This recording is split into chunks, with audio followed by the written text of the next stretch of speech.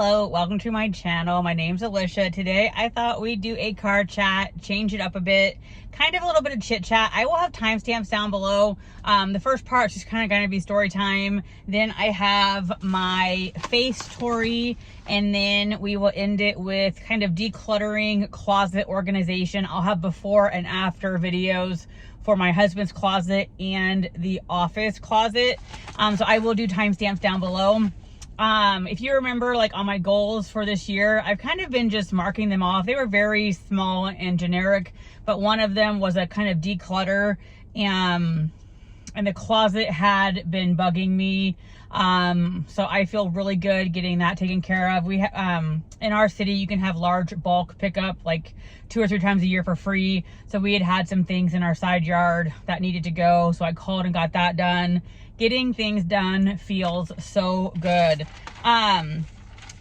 If you like historic things, this was just a movie, and I haven't seen the movie. It was like 3.5 hours long or something. But Killers of a Flower Moon, this is what I would consider a nonfiction written as a story. So you would have to kind of like nonfiction history. I really found this fascinating and very, very sad. It's a true story about Osage County in Oklahoma and what terrible things happened to the Indians in like the 1920s, but very good. If you like historical things, I highly recommend it as a read. I was shocked that it was only about 316 pages or so, given that it was almost a 4-hour movie. So I want to watch the movie, but I feel like this is one of those books where I'm going to watch the movie and like, that didn't happen, because this is really just more of a nonfiction telling. So I'm sure in the movie they have, conversations and dinners and things that, we would never know whether that really happened. But I really, really enjoyed that book. I read that while we were on the plane going back and forth between Indiana. I know I always talk about choose happy, be thankful. And I feel like in December, the end of December, beginning of January, we had an onslaught of just things. We were sick as a family, throwing up mid-December. Then my daughter broke her arm in 2 places. My husband wrecked his car, although very mildly. While we were in Indiana, we all got sick again. We hired a cat sitter who somehow shut the door on the cat box room. It was a disaster. Then I thought I backed up my phone before I did a reset, and I didn't back up my phone. So it was crazy, but we handled each thing with grace. And at the end of the day, I am starting off in January, probably one of my happiest Januaries. And I know it's still early in January, January 8th when I'm filming. But I feel like, again, we get to choose happy. But in church on Sunday, they were talking about loneliness and how loneliness can really affect you deeper than you would think, cause you to do, they had an example of this crazy guy who assisted robberies, but I mean, that's to the extreme, but like it really affects your psyche. And I had a really good trip with my family in Indiana, which hasn't happened, if I'm going to be honest, always. And so when I had the bad January a couple years ago, I really chalked it up to my parents died in January, etc. But I think it's also kind of like your family love tank. A long time ago, my husband and I read, I think, Men Are for Mars, Women Are for Venus. And I believe they talk in that book about a love tank. And if it's empty, you need to put things in it. And I kind of feel like I've had a family love tank that I didn't realize wasn't getting full. And this trip, it just full to the brim. I came home ready to go, tackle the closet. And so I do think loneliness can affect it. I feel like a porcupine. I'm an introvert. I'm not always the best at being social, especially at this part of my life. So I don't make friends easily, I guess, is the short end of that story. And so I would love to have more friends, but it was such a good visit. I'm so glad I went home. And I feel refilled for this year. So I feel like this is going to be a good month for the first time in a while. Januaries are kind of iffy for me. But anyway, I hope your January is going similar. I hope it's on a good note. Anyway, let's get into this. I skip this quite regularly. I only get it when I need the masks, and I haven't often shared it. This is the first time I was really excited about the contents. If you know of a good quality mask place for cheap, let me know. I feel like this is the best bet. You get 9 masks for $19.90 something, basically 20 bucks.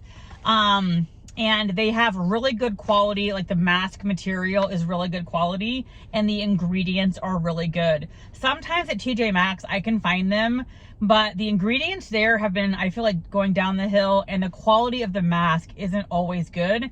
And at Target, a lot of like their masks are like $5 a piece. This ends up being $2 basically, and some change, if that, because there's tax and stuff. I will say they changed their subscription a while back. It used to be 9 masks and some bonus items, and the masks were a little bit different, and now they just use their masks. So you're getting repeats quite a bit, which is fine with me. I love the quality, I love the ingredients. But this time there were 2 different ones. There is a hair mask. I am so excited to see a hair mask. Balanced scalp and hair mask with fermented aloe. I have no idea what fermented aloe will do for my hair, but I am super excited. I have really thick hair, so I don't know. I'm hoping I can get 2 uses. It does have a Ziploc, but definitely this is a 1 or 2 use. If you have shorter hair or less thick hair than I do, this is probably a 2 use thing. I'm super excited to try a hair mask. And then they have a silky foot mask. And I'm excited, but like, it's more of a novelty thing. They're 2 booties. So basically you put the booty on, and it's kind of a fun thing to do while you're like watching a video or a TV show. But this is kind of fun. Shea butter, jojoba oil, and it says fermented pumpkin, help exfoliate. So this is the first time where we've gotten brand new things. Super excited. Very excited. And then I believe the rest are basically all repeats, which, like I said, for the most part, it's fine. We have a Light My Night, which has Alatin, which I love, Camilla Sensis, niacinamide, Biotin, really just good ingredients. Happy to have that again. I don't like this one. This one basically is like a moisturizer, so when you take it out, it's white and gunky, and I just don't like all the goop. Good ingredients again. Ceramides. Maybe I need to get over it and try it one more time. I love ceramides. I just noticed there are ceramides, shea butter, jojoba oil, sodium hyaluronate. Maybe I'll try this again, but it comes out all gunky, and I usually use these in the bath. I don't know. I like the ingredients, so maybe I'll give this a go. Everyday acai. I love the Rice Brand ones. Very calming. They help with my red. Again, they have the Sun Bay, which I've gotten many times. This has, again, good ingredients. Great for, again, calming things, soothing things. Rejuvenating snail mask. So this one, snail secretion. And then Vitality. I haven't gotten this one lately, so this is a semi-new one, although I'm pretty sure I recognize it. But this has pomegranate extract, shea butter, rosa canna fruit oil, Alatin. Again, really good ingredients. But I am super excited to try that hair mask. And I think the foot mask is, again, a fun novelty. I wouldn't go out of my way to buy those on my own. But I think that's fun to get something different. I wish they would make a better effort to do a few new things every now and again. All right, let's talk about the closets, because don't think I can be a vlogger where I show all the closets like as I'm doing it. My husband's closet generally looks like the video I'm showing you is, it can get a little worse, but that's pretty much it full time. He's a disaster. He just throws things in. And that closet is so clean right now. Fingers crossed it lasts. We're only on like day 3, so we will see. And then when I've talked about decluttering, I often talk about, if you have room for it, it doesn't really matter. That is true unless it bothers you. And I don't really go into our office closet much, but it bothers me when I look at it. And it got to the point where just knowing that behind the doors was a big mess really bothered me. And it feels so good to have that cleaned out. And I will say, I think sometimes people's barrier to decluttering or organizing is that you're afraid it's going to take a lot of time. My husband's closet took longest. I feel like that took him 4 or 5 hours. It was definitely a big process, but the office closet really took me, I would say, less than an hour. So I feel like sometimes we're afraid of these big tasks are going to take all day, but they don't have to.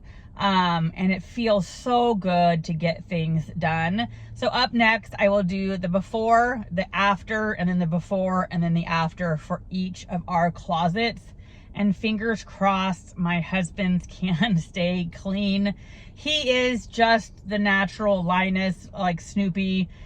Clutter and dirt follow him. Basically clutter, really, not so much the dirt. Anyway, again, I stay tuned for the before and after, but I hope you guys have a fabulous January 2024.